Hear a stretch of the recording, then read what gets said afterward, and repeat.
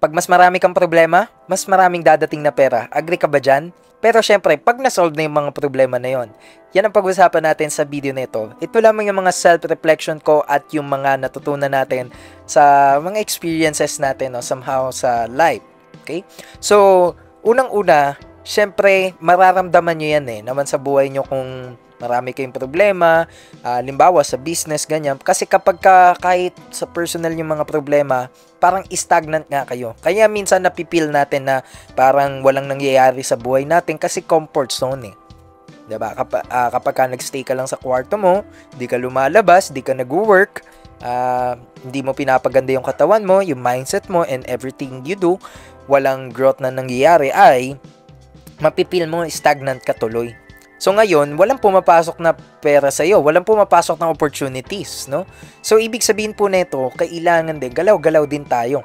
Okay? At syempre, yung mga problema na yan, the more problems you solve, the more money the world will give you. Ibig sabihin nito, the more na marami kang sinosolve na problema, halimbawa nga sa business, ibig sabihin mas marami yung problema na natutugunan mo ng solusyon. At yung solusyon na yun, ikaw ang nagbibigay nun. Kaya nga, kumbaga, inspirational message ito na kung dumadaan ka sa mga problema, ano kasi yan? Training yan. No? Training ground. Alam ko, pagka ako rin may problema, hindi siya madali. Siyempre, hindi ko naman sinasabi madali. Ang sinasabi ko dito is, training grounds pala yan kapag may kinaharap ka na challenges, kahit ano man yan, may matututunan at matututunan ka doon. At yun nga, sabi nga nila, hindi naman tayo bibigyan ng challenge na hindi natin kayang tugunan or lampasan.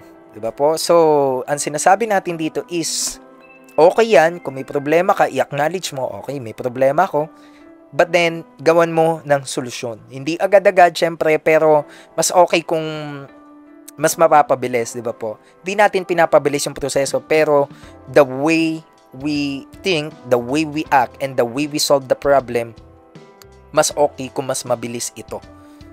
Okay? So, naniniwala ba kayo doon? Kaya naman, ibig sabihin, pagka yung mga problema na yun, na-solve mo yun, mas mag-grow ka sa person, mas dadami yung pera mo, at mas uunlad ka, mas gaganda yung buhay mo. No?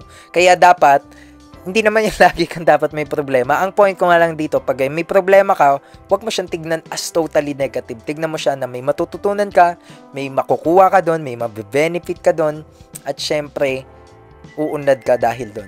Pag na-solve mo na yan. Ayos? So, yun lamang po. The Estudyante Trader here. Follow for more contents like this. Thank you po.